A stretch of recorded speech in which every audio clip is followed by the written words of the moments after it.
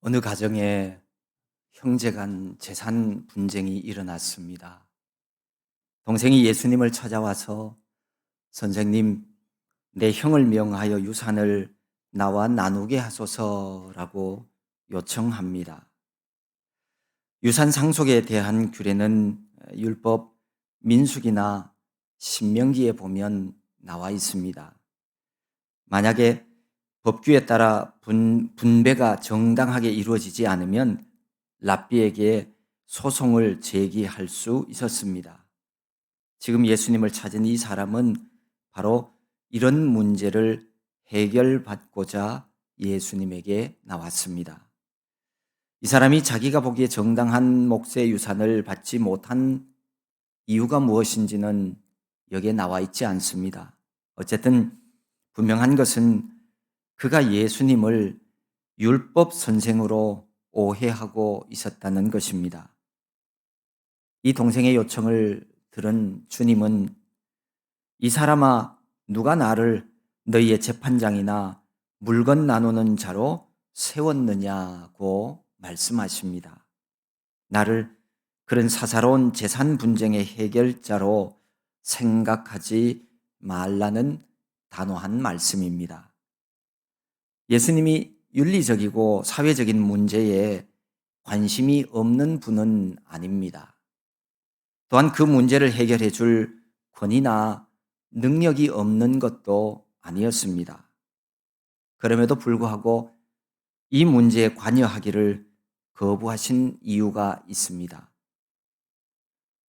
예수님이 이 땅에 오신 목적은, 예수님의 사명은 물질 관리하는 일을 넘어서는 깊은 차원의 것, 곧 사람 영혼을 다루는 일이었습니다.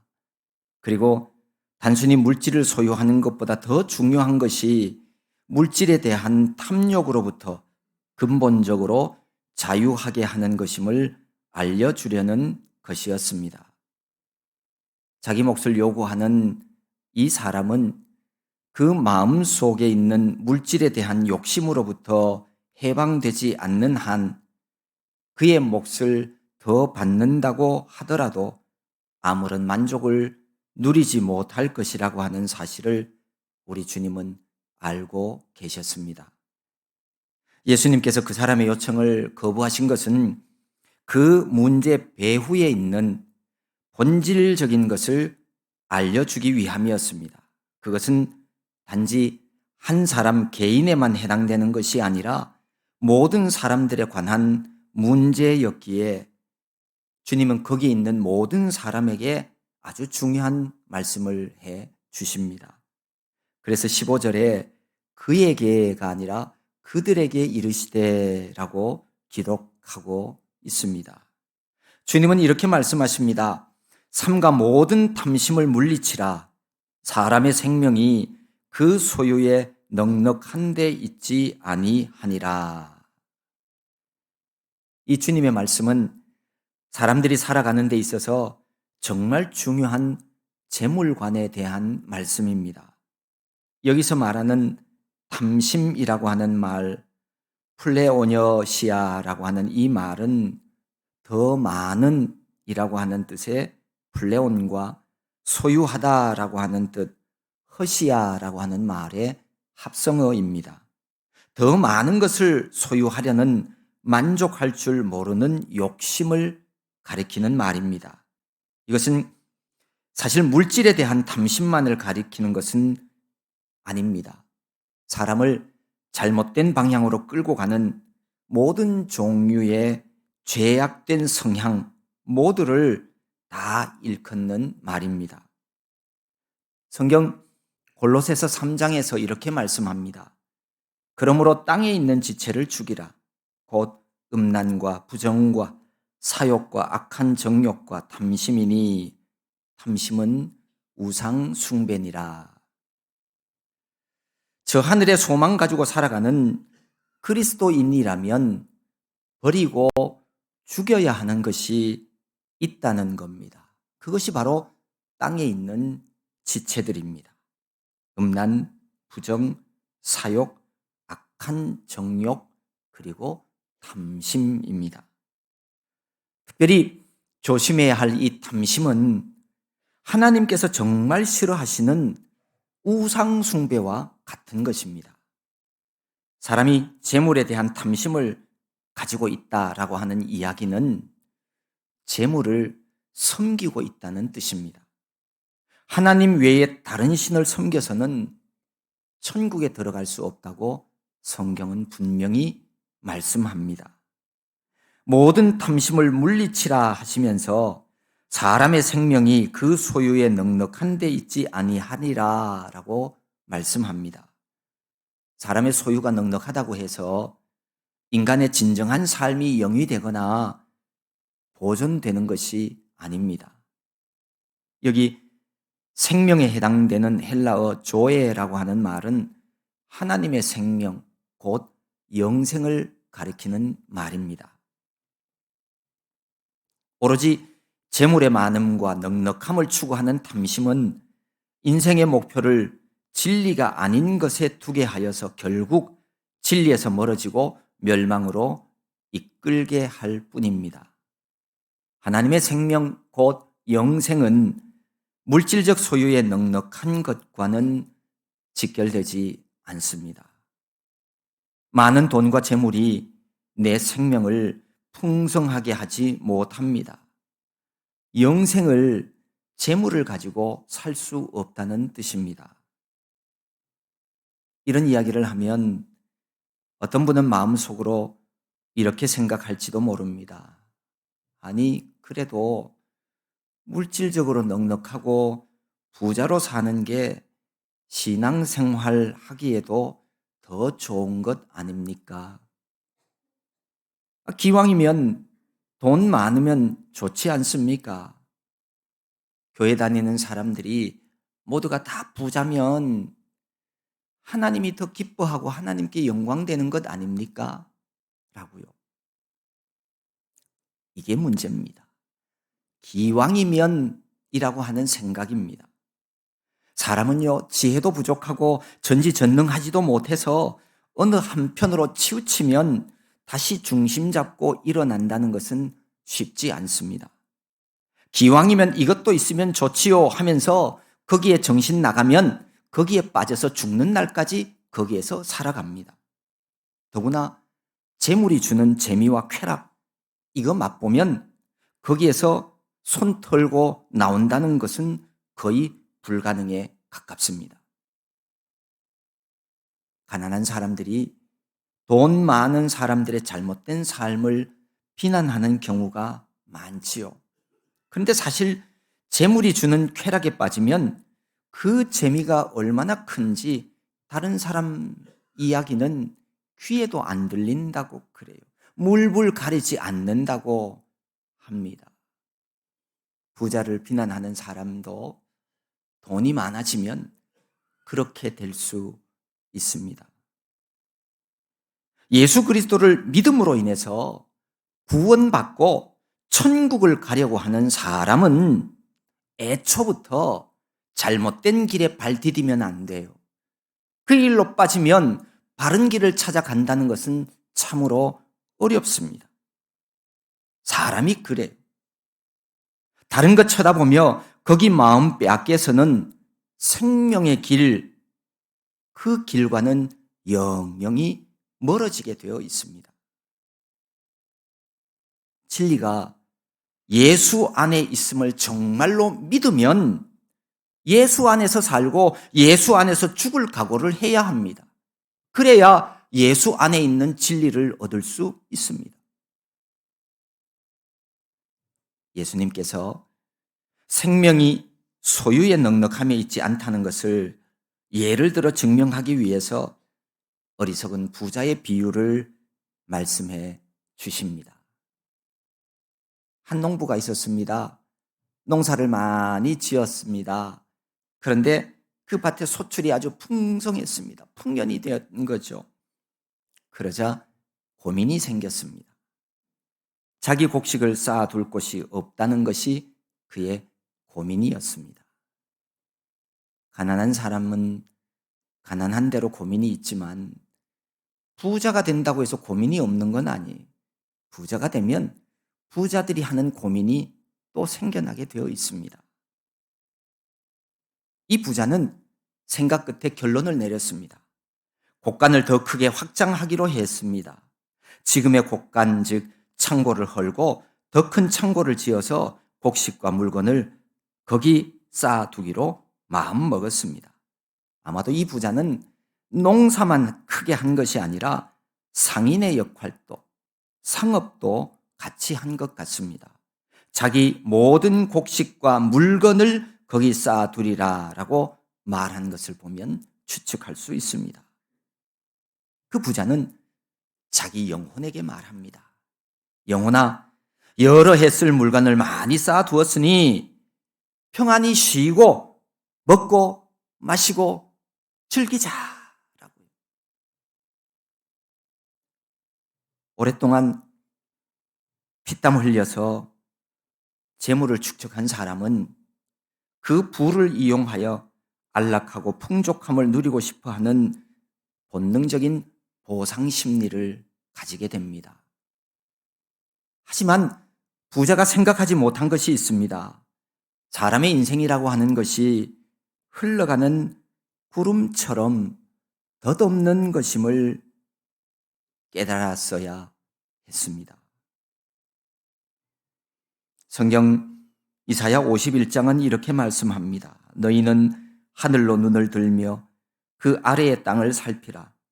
하늘이 연기같이 사라지고 땅이 옷같이 헤어지며 거기에 사는 자들이 하루살이같이 죽으려니와 나의 구원은 영원히 있고 나의 공의는 패하여지지 아니하리라. 재물을 쌓아두면 재물을 내 주머니에 넣고 재물을 내 이름으로 된 통장 안에 넣어놓으면 그게 다 내 것이 되는 줄 알았습니다. 하지만 이 세상에 있는 그 어떤 것도 영원한 내 것은 없습니다. 내 생명도 영원하지 않습니다. 하늘이 연기같이 사라지고 땅이 옷같이 헤어지며 인생은 하루살이같이 죽음을 맞이합니다. 사람은 영원한 하나님의 공의, 영원한 하나님의 구원을 바라보며 그렇게 살아야 합니다. 하나님이 인간을 그렇게 지으셨습니다. 부자가 지향하는 삶의 자세는 물질에 의존하여서 물질로 말미암아 쾌락을 즐기려는 것, 그것이 그의 삶의 목표였고 전부였습니다. 사람으로서 마땅히 진리를 추구하는 문제나 이웃에 대한 관심이나 자신에게 풍성한 소출을 허락하신 하나님께 대한 감사의 태도는 가지고 있지 않았습니다. 이것이 이 부자의 문제였습니다. 적어도 농사를 지어서 많은 소출을 얻었다면 비를 내려주시고 햇볕을 허락하신 분에게 감사해야 하는 겁니다. 자기 수고와 땀 흘림의 대가만 생각하지 말고 햇볕과 비를 사용했으면 하나님께 그 비와 햇볕의 사용료를 하나님 앞에 드려야 한다는 사실은 깨닫고 있어야 하는 겁니다. 그런데 그렇게 하지 못했어요. 자기가 다 한 줄 알았어요. 이렇게 자신의 삶에 대해 아주 용이 주도한 계획을 가지고 있는 이 부자에게 하나님은 어리석은 자라고 부릅니다. 어리석은 자여, 오늘 밤에 내 영혼을 도로 찾으리니 그러면 내 준비한 것이 누구의 것이 되겠느냐. 이 어리석은 자라고 하는 말은 정신없는 자, 무분별한 자라고 하는 뜻을 가지고 있습니다. 구약 성경에 보면 어리석은 자는 그 마음에 이르기를 하나님이 없다 하는도다 라고 말씀합니다. 다시 말해서 하나님이 생명의 근원이심을, 근본이심을 거부한 사람을 가리켜서 어리석은 자라고 하는 거예요. 하나님을 부인하며 오로지 눈에 보이는 물질주의적 가치관은 시간이 갈수록 더욱더 기승을 부리고 있습니다. 정신적이고 영적인 가치를 부인하다시피 하는 유물론적 가치관이 우리가 살아가는 이 온 세상을 가득히 덮고 있습니다. 대한민국과 같은 자본주의 체제에서도 이러한 황금 만능주의의 사상은 점점 더 심해가고 있습니다. 물질이냐, 영혼이냐, 세속주의냐, 하나님 중심주의냐 라고 하는 이 근본적인 가치 선택의 문제는 옛날이나 지금이나 인간의 삶을 선택하는 데 있어서 아주 큰 주제가 분명합니다. 이 세상 권세 잡은 악한 영의 유혹과 속임수에 넘어가면 어리석은 자가 되어 어리석은 삶을 살게 됩니다. 하나님은 이 부자에게 오늘 밤에 내 영혼을 도로 찾으리니 라는 말씀을 합니다. 부자는 여러 해 동안의 삶을 계획하고 있지만 하나님은 오늘 밤에 그의 영혼을 도로 찾아가겠다고 말씀하십니다. 내 영혼, 내 생명, 내 것이라 생각하는 자가 어리석은 자입니다. 내 영혼, 내 생명은 하나님의 것입니다. 부자는 많은 재물을 쌓아놓고 그 재물을 의지하며 편안하게 살고 싶어 했지만 그가 쌓아놓은 그 많은 재물이 그 부자의 생명을 단 하룻밤도 지켜주지 못했습니다. 여기서의 영혼은 생명을 뜻하고요. 도로 찾으리니 라고 하는 말은 인간의 생명이란 하나님께 대여받은 것임을 밝혀주고 있는 그런 내용입니다.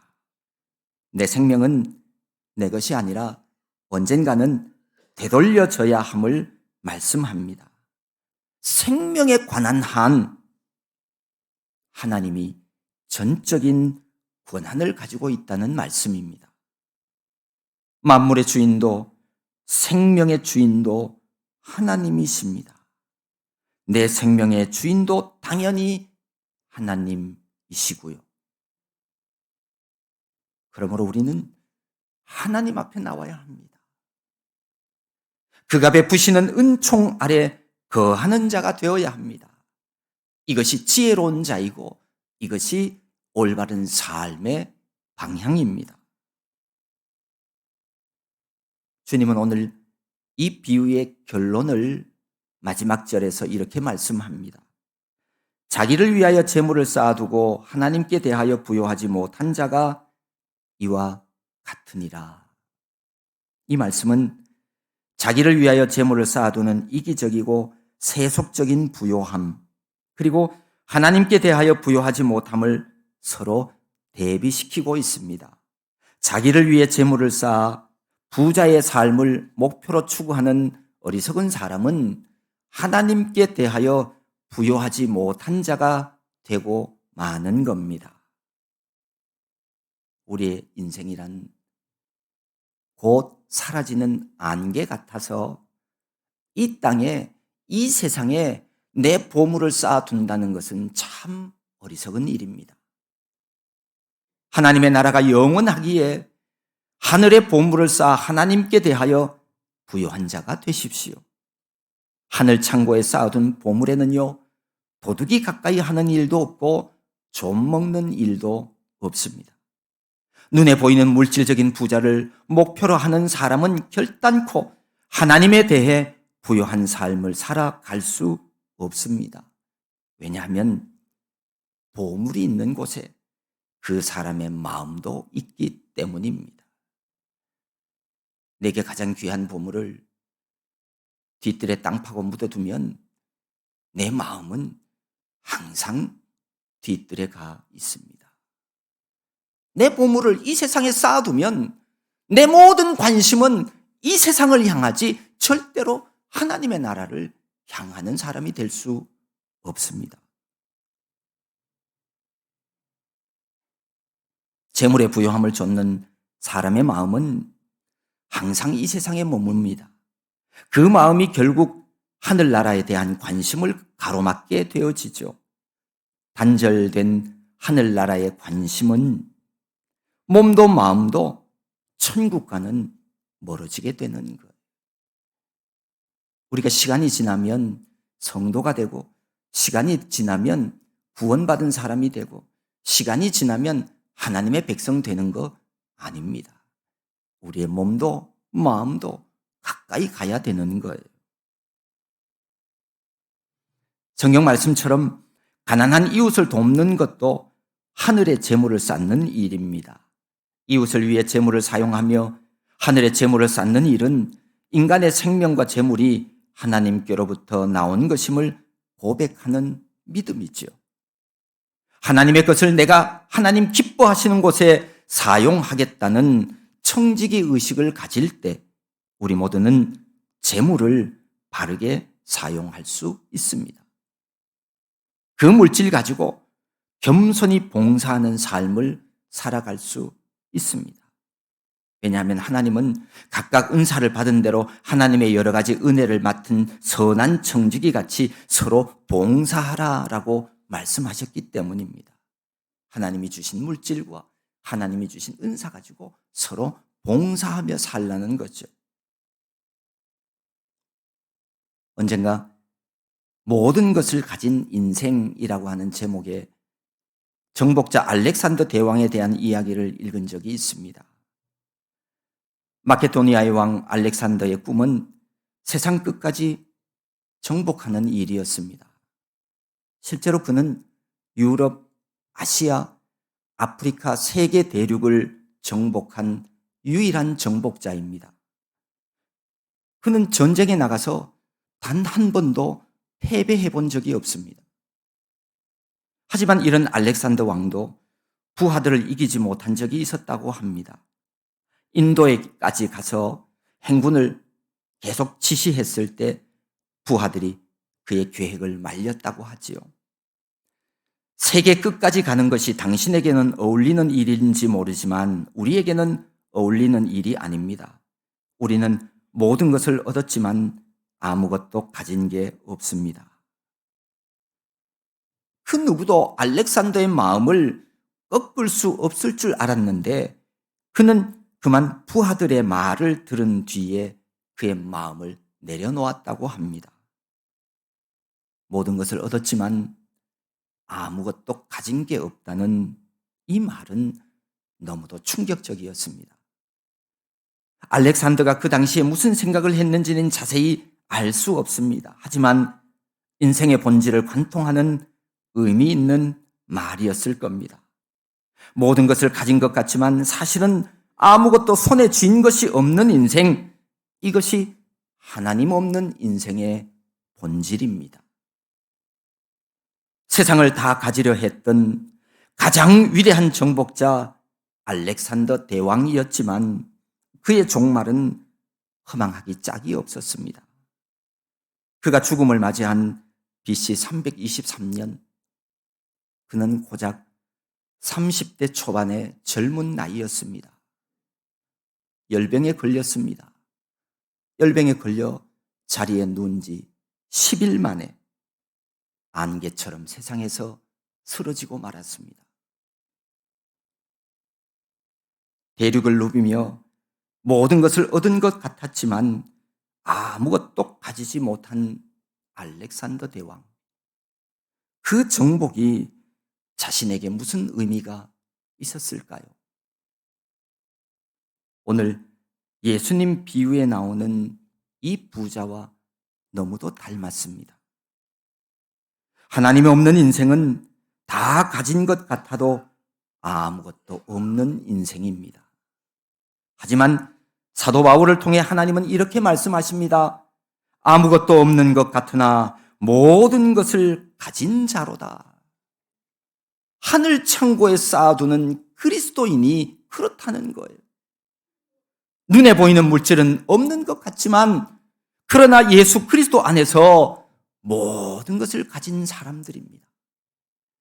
하나님과 동행하는 사람, 하늘 소망을 가슴에 품고 하늘 창고에 보화를 쌓는 사람, 그가 하늘의 모든 유업을 얻게 될 것입니다.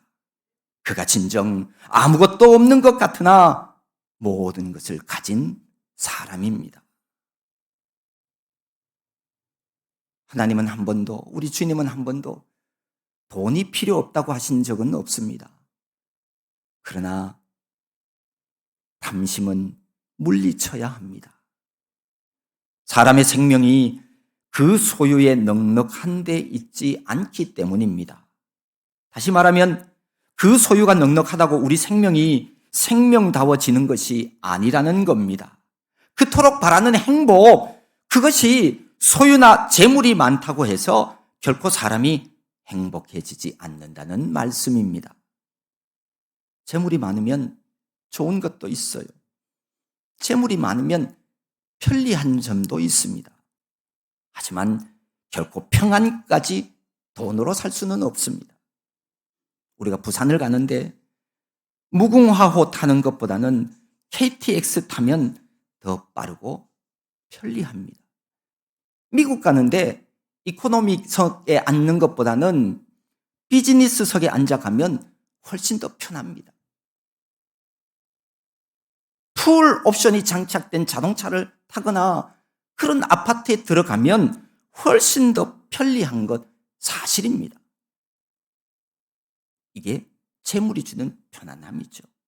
그런데요, 이 편리함에 인간이 물들기 시작하면 사람은 천국도 뒤로 합니다. 아니야, 나 천국 안 갈래. 여기서 살래. 이렇게 됩니다. 그뿐만 아니라 이 재물이 주는 편안함의 만족은요, 사실 그리 오래 가지는 않습니다. 조금만 지나면 자신이 누리는 것보다도 더 좋고 더 비싼 단계의 것을 목말라 합니다.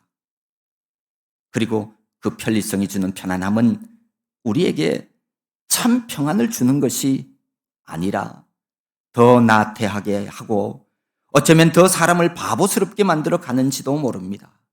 편하다고 안 움직이고 덜 생각하며 살게 되어지면 사람의 영혼과 육체는 더 망가지고 몸에는 이상이 생기게 될 가능성이 높습니다. 편리함도 적당히 누려야 그게 편리함이 되는 거고 그게 도움이 되는 거예요. 소유와 재물도 적당해야 노동의 신성함도 알게 되어지고 땀 흘림의 즐거움 속에서 우리 인생을 살아갈 수 있는 거예요. 탐심을 가지고 이 세상 재물 쌓는 일에만 매달리는 것은 올바르지 않습니다. 쌓아놓은 그 소유물로 오래오래 평안히 쉬고 먹고 마시고 즐거운 인생 보내려고 하는 생각, 그처럼 어리석은 생각은 없습니다. 만약 오늘 밤에 내 생명의 주인이 내 영혼을 걷어가신다면 내가 쌓은 것이 누구의 것이 되겠습니까?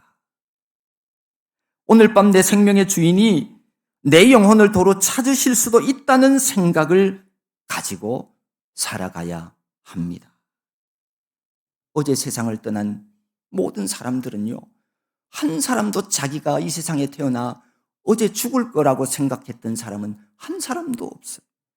우리 모두는 다 우리가 예상하지 못하고 생각하지 못한 어느 날, 그날이 우리의 생명을 앗아가는 거예요. 오늘 밤 내 영혼이 이 세상을 떠나더라도 하나님 앞에서 없어지지 않는 그런 재물을 쌓아가십시오. 하늘 창고에 쌓아두는 그런 지혜로운 자가 되십시오. 시편 39장 시인은 이렇게 노래합니다. 진실로 각 사람은 그림자같이 다니고 헛된 일로 소란하며 재물을 쌓으나 누가 거둘는지 알지 못하나이다. 주여, 이제 내가 무엇을 바라리요? 나의 소망은 주께 있나이다. 그림자와 같은 인생, 헛된 일로 소란한 삶을 살아가며 재물을 열심히 쌓으나 누가 거둘는지 알지 못하는 우리는 이 세상 바라보며 살지는 말아야 합니다.